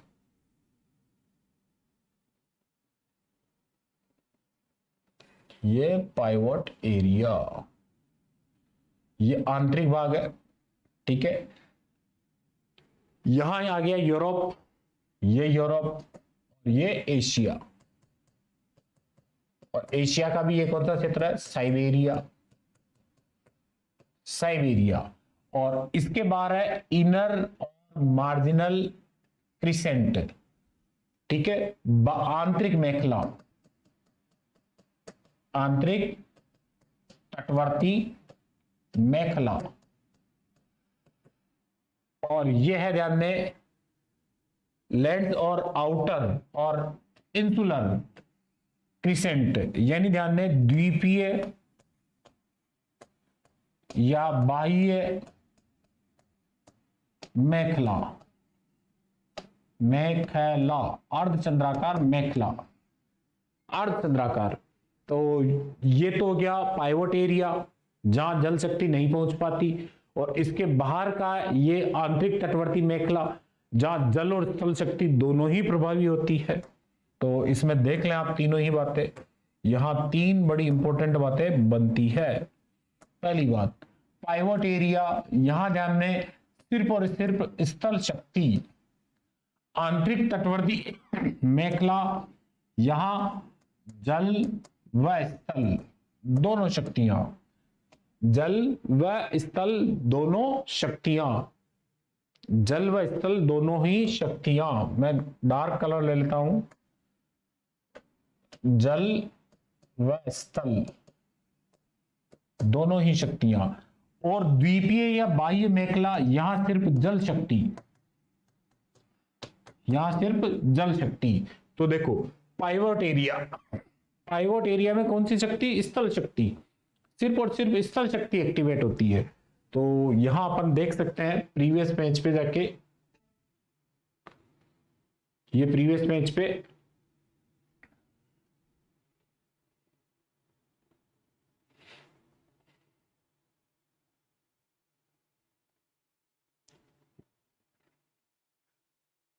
ये देखो स्थल शक्ति स्थिति का निर्धारण भविष्य के संदर्भ में महत्वपूर्ण होगा, यानी स्थल शक्ति की ही बात चल रही है, जल शक्ति की नहीं चल रही। अतः पाइवोट एरिया जो है, उस पाइवोट एरिया में जल शक्ति एक्टिवेट नहीं होती है, जल शक्ति एक्टिवेट नहीं होती है। तो अब देखिए पाइवोट एरिया में एरिया कौन कौन सा आता है वो भी देख लेते हैं अपन, और क्या क्या विशेषताएं इसकी। दूरी क्षेत्र की, अकॉर्डिंग टू मैकेंडर, मैकेंडर के अनुसार दूरी क्षेत्र में परंपरागत परिवहन साधन यानी ऊंट व घोड़ों का क्षेत्र है,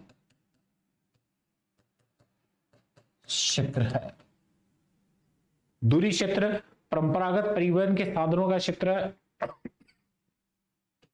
ऊंट व घोड़ों का, चंगेज का आया था, घोड़ों से आया था, ठीक है, ऊंट व घोड़ों का क्षेत्र है। दूसरी बात, दूरी क्षेत्र संसाधन संपन्न क्षेत्र है, संपन्न क्षेत्र है। दूरी क्षेत्र स्टेपी घास का क्षेत्र है, घास क्षेत्र है। तो दूरी क्षेत्र में क्या क्या आते हैं, एक तो आता है रशियन, रूसी साइबेरिया, साइबेरिया। दूसरा एरिया आता है मध्य एशिया, मंगोलिया, कजाकिस्तान, अरल सागर, कैस्पियन सागर, बाल्कस व बैकाल लेक, बैकाल झील, बैकाल झील, ठीक है। और ध्यान दें पामीर की गांठ, की गांठ का उत्तरी भाग, उत्तरी भाग। तो पर्वत श्रृंखलाएं, ये पर्वत श्रृंखलाएं ध्यान दें मध्य एशिया की, ये जो है पाइवोट क्षेत्र का निर्धारण करती है। तो पाइवोट क्षेत्र में रूसी साइबेरिया और मध्य एशिया का क्षेत्र होता है स्पेशली। रूसी साइबेरिया और मध्य एशिया का क्षेत्र आता है, यह पाइवट एरिया। अब मैं इसको अपने मानचित्र में बना के बता रहा हूं आपको, अपने मानचित्र में देखिए ध्यान से। यह आ गया अफ्रीका, ये अफ्रीका, और ये यूरोप, और ये हिंदुस्तान, ये चीन का पार्ट।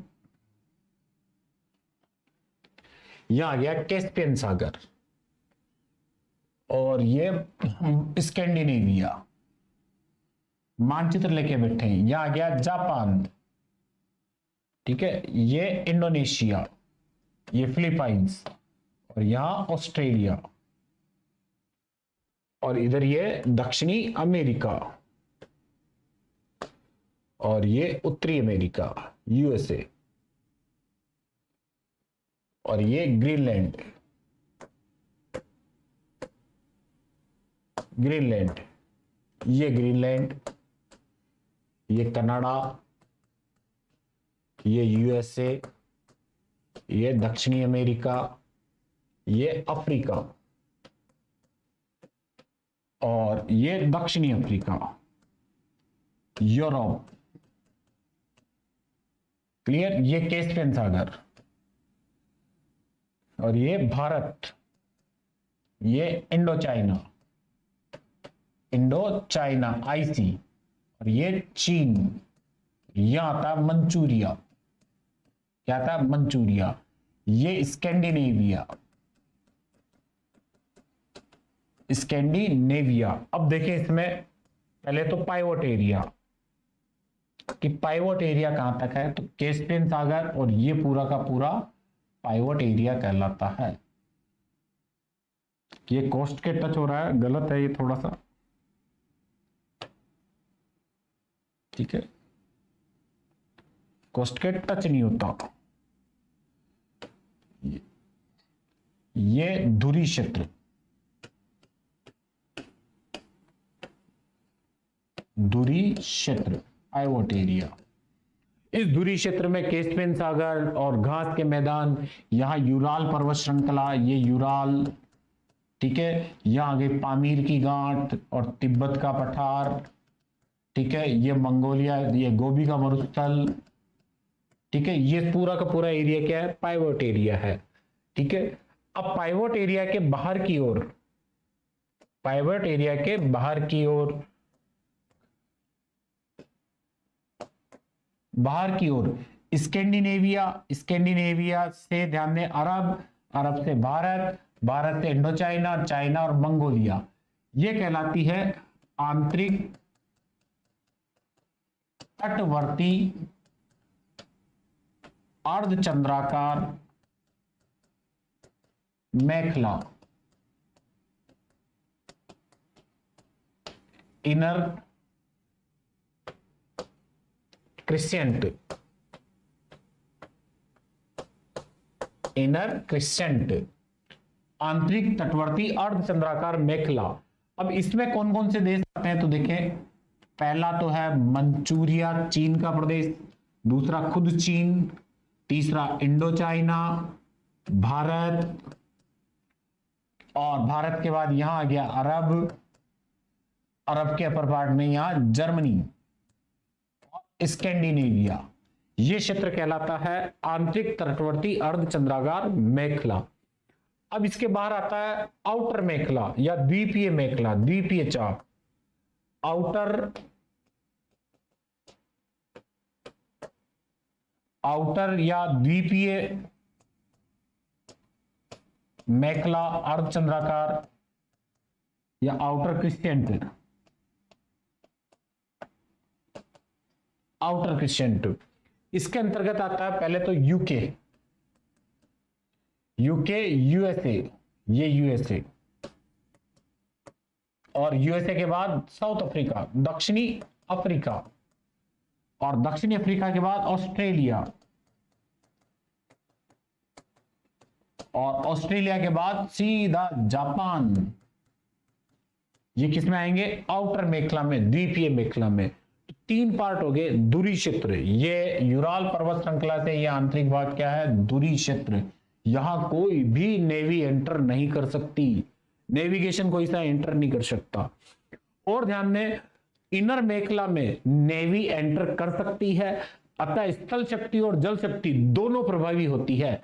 आप देख सकते हो कि हिंदुस्तान में आने वाले अंग्रेज जो 1600 ईस्वी में ईस्ट इंडिया कंपनी थी, वो जलीय शक्ति थी, और आंतरिक भाग में जहां जहांगीर का राज था वो कौन सी थी, स्थल शक्ति। शिवाजी के पास जल शक्ति और स्थल शक्ति दोनों थी, चोलों के पास जल शक्ति और स्थल शक्ति दोनों थी। क्लियर। तो ध्यान दें, आंतरिक जो तटवर्ती अर्धचंद्राकार या मेखला या इनर क्रिसेंट है, ये ध्यान दें जल और स्थल शक्ति दोनों के संदर्भ में है, यानी इनर मेखला में जल शक्ति भेद्य कर सकती है, भेद्य कर सकती है। क्लियर। और ध्यान दो, इसी इनर मेखला को रिमलैंड, ठीक है, स्पाइकमैन ने रिमलैंड क्षेत्र कहा। क्या कहा, रिमलैंड क्षेत्र कहा। किसको, इनर या इनर क्रिसेंट को। आउटर क्रिसेंट जो है वो जल शक्ति प्रदान है। कौन सी शक्ति प्रदान है, जल शक्ति प्रदान है। तो यहां मैं तीनों ही पावर लिख देता हूं कि कौन से क्षेत्र में कौन सी पावर काम कर रही है। दूरी क्षेत्र, इसमें स्थल शक्ति है, यहां सिर्फ और सिर्फ आर्मी काम कर सकती है। और ध्यान दें, आंतरिक तटवर्ती अर्धचंद्राकार मेखला like this India, Arab, Germany, चीन, मंचूरिया और इंडो चाइना, इस क्षेत्र में जल व स्थल दोनों शक्तियां प्रभावी होती है, दोनों। और आउटर मेखला या द्वीपीय मेखला में ध्यान दें, सिर्फ और सिर्फ जल शक्ति प्रभावी होती है, जल शक्ति प्रभावी होती है। ठीक है। तो इनके क्षेत्र आपको ध्यान में रखने हैं, क्षेत्र आपको ध्यान में रखने हैं। तो मैकेंडर के अकॉर्डिंग दूरी क्षेत्र यूरेशिया क्षेत्र का मध्यवर्ती भाग है। यहां नदियां ध्यान दें नौकागम्य नहीं है, तो पावर कौन सी है, स्थल शक्ति। मैकेंडर के अकॉर्डिंग दूरी क्षेत्र में संसाधन ऊंट व घोड़े हैं। बाद में ध्यान दें रेलवे परिवहन भी विकसित हो गया, संसाधन संपन्न क्षेत्र है, स्टेपी घास के क्षेत्र है। रूसी साइबेरिया, मध्य एशिया, मंगोलिया, कजाकिस्तान, अरल सागर, कैस्पियन सागर, बाल्कस, बैकालैंड, पामीर की गांठ इसी क्षेत्र में आते हैं। आगे हार्टलैंड में थोड़ा सा चेंज हो जाएगा।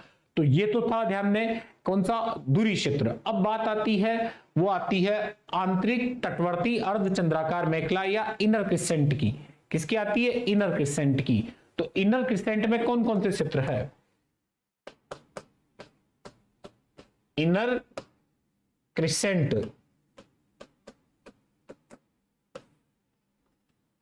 आंतरिक अर्धचंद्राकार मेखला,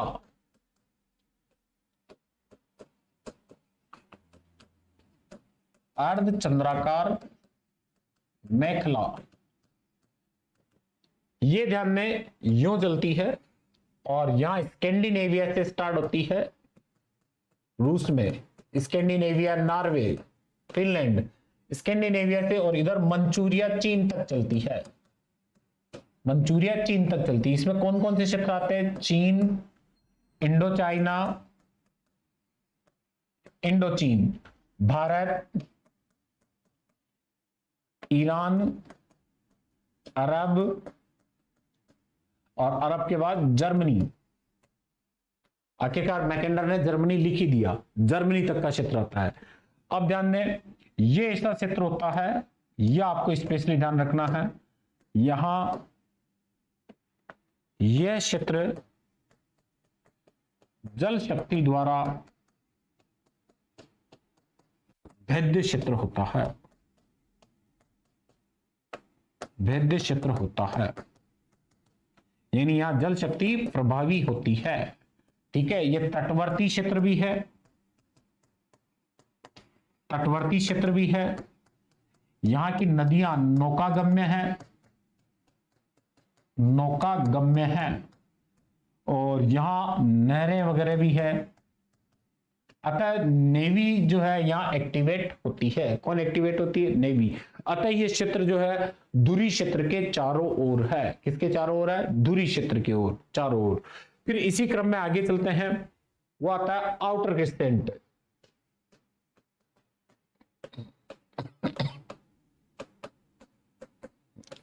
या बाह्य द्वीपीय अर्धचंद्राकार मेखला,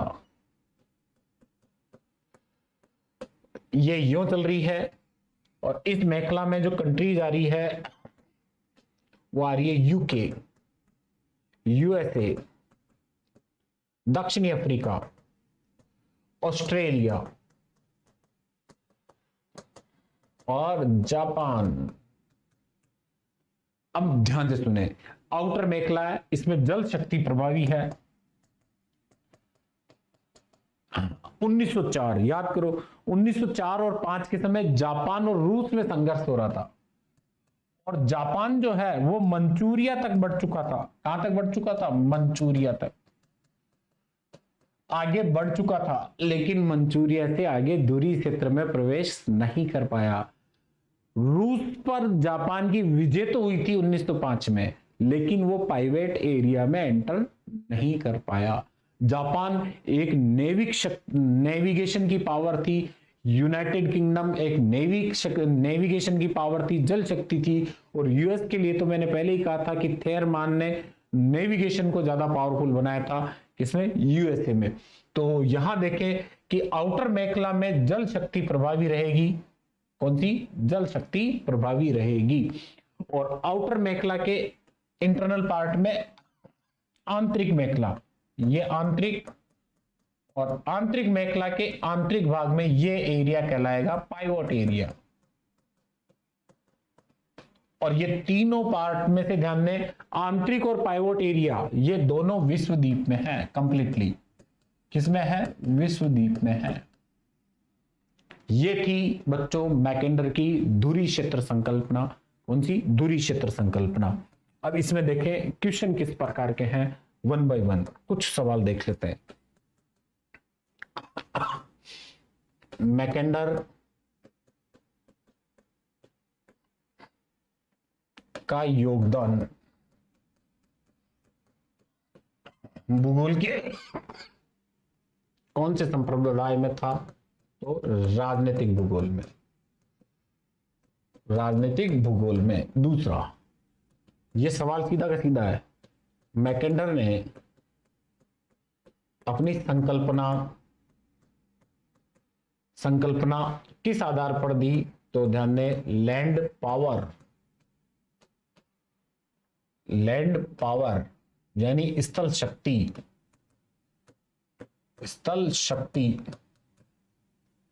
या स्थल शक्ति विन्यास।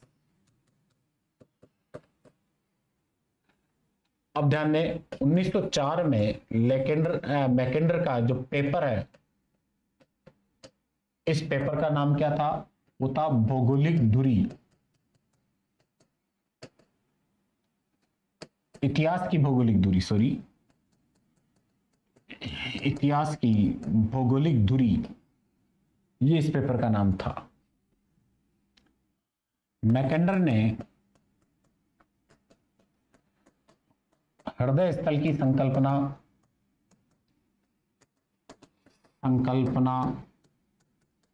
कब दी? तो कब दी? 1919 में। और पाइवोट एरिया की कब दी थी? 1904 में। इसी क्रम में कौन सा धुरी क्षेत्र में नहीं आता है? ए कैस्पियन सागर, बी काला सागर, सी बैकाल झील और डी अरल सागर। तो कौन नहीं आता भाई? काला सागर नहीं आता। कौन नहीं आता? काला सागर। ठीक है, इस टाइप के क्वेश्चन इसमें से पूछे जाएंगे। आगे और क्वेश्चन का मैं सिर्फ 4-5 क्वेश्चन लिखे हैं मैंने, काफी क्वेश्चन इसमें से बन सकते हैं। अभी तक इस क्लास में सिर्फ और सिर्फ अपन ने पाइवोट एरिया पर बात की है, हार्टलैंड अभी बाकी है दोस्तों। ठीक है, और पढ़ते रहें, स्वस्थ रहें, मस्त रहें। ज्योग्राफी द विजन में शानदार तरीके से अपन पढ़ेंगे। ठीक है, लगातार आगे टेस्ट सीरीज भी चलेगी और बड़े जबरदस्त तरीके से पढ़ेंगे अपन। तब तक के लिए नमस्कार, धन्यवाद। अगला पार्ट और बाकी है। धन्यवाद।